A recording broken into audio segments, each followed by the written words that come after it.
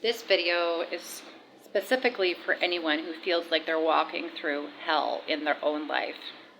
And I don't believe that hell is a place. I definitely don't believe it's permanent. I believe that what we call hell is a dimension or a state of awareness where we are face to face with realities, truths that we didn't want to look at. And for whatever reason we find ourselves there, whether it's in a deep meditation, a plant medicine ceremony, or in the afterlife temporarily, where we are forced to be face to face with these things. And it could be things that we regret, it could be feelings that we haven't processed, or it could be seeing something or experiencing that something from another person's perspective. Because on earth we only were facing things from our side, our 50%. So I was in an ayahuasca ceremony in 2020, and ayahuasca is a psychedelic plant medicine that has many uses, one of which is for emotional healing in ceremony. If you want to learn more about it, I'll put a link in the description to a video that I interviewed an ayahuasca facilitator. So I found myself in a dimension that was very hellish, very hell-like. And it was almost as though I forgot that I was a human being, that I was experiencing life as Amanda in a body, and I just happened to be in a ceremony. I was very much transported to this dimension temporarily. And it was dark. It had other people that seemed like they were in the distance, and they were all in kind of like this agony where no one was harming them, no one was forcing them to be there. Their existence in this realm had to do with the way that they were using their mind to go in a loop over and over about things that they were regretting, things that they were beating themselves up about. And I was also there doing the same thing. And I don't know, time was very filmy, a little bit difficult to measure, but I was sitting there going over and over and over in my head about the past and things that I wished I had done differently, and beating myself up and having blame for myself and all these kinds of things. And just an aside, often when we're in a plant medicine ceremony, everything is expanded, feelings become really big, and things are seen in symbols in order for us to really get the message, in order for us to really learn the lessons that we came to learn, to see what we really needs to be seen and not to forget it. So the ayahuasca will bring it in with like a punch. So I found myself sitting there going over and over in my head about the past. And as I did that, this dimension got more and more difficult. It got more and more dark. It got more and more uncomfortable. And again, I don't know how long I was sitting with this, but it was very hellish. Nobody was keeping me there. Nobody was keeping those other people there. There wasn't a big devil with a pitchfork holding the key to the door. The only thing that was keeping any of us in this dimension was what we were doing with our mind.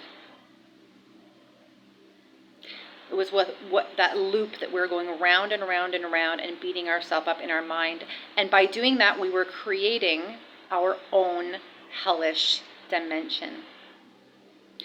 And I remember sitting there and starting to feel a lot of despair, not really sure what to do.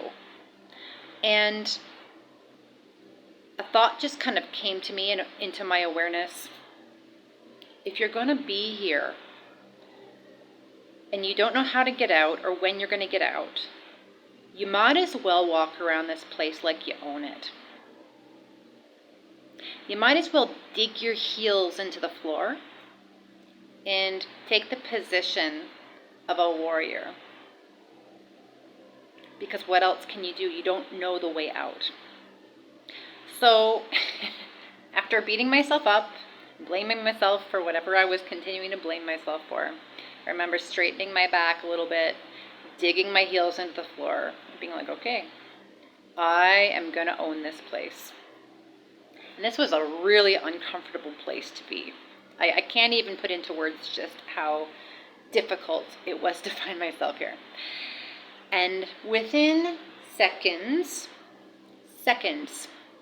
of changing my stance, taking responsibility for where I had found myself, and shifting my energy, I started to see a little pinhole of light in the distance. And as I focused on that light and continued to keep my back straight, dig my heels in the floor, and kind of just basically use my pure will, I would focus on that little pinhole of light, and it got bigger and bigger and bigger, and it moved towards me. And when it got close enough for me to make out the figure, it was the figure of Jesus Christ. And he looked kind of like the paintings that we see, in the children's storybooks and stuff, but so much more. He looked like, I would say, like, I call him like the galactic Christ. He had kind of like a 3D geometrical stained glass red, yellow, and blue thing going on. And he just emanated light.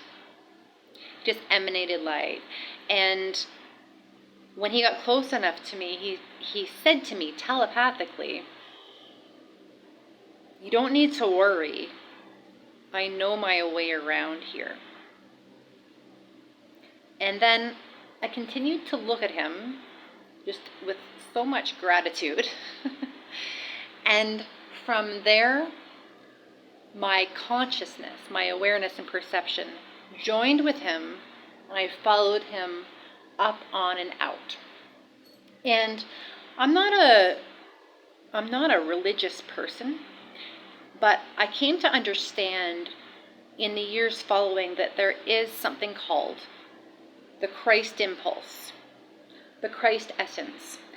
And the man, Jesus the Christ, is said to have had the highest level of this Christ impulse that's ever walked the planet. But this Christ impulse is a force of evolution.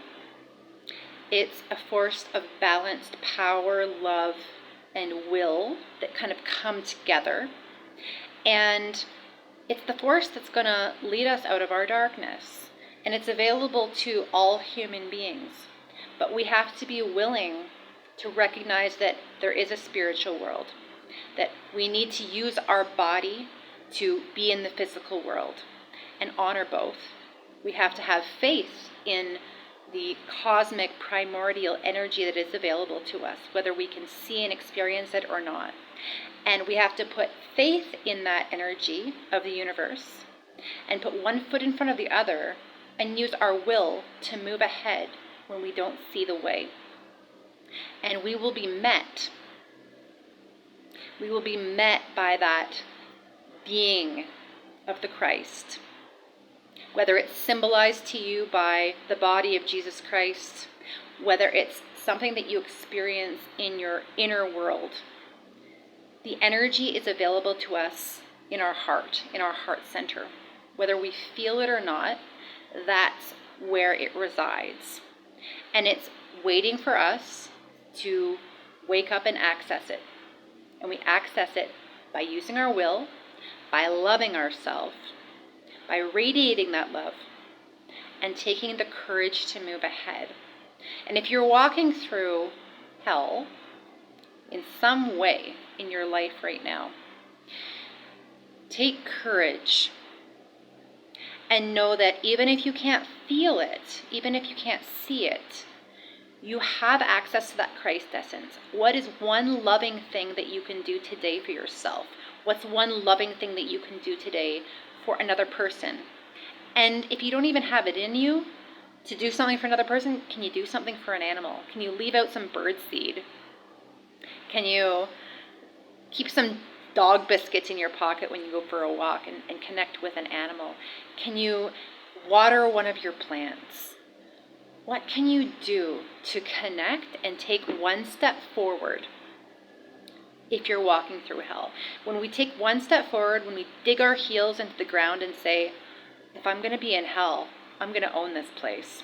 The universe is going to meet us. And we do this over and over and over again, no matter how crappy we feel.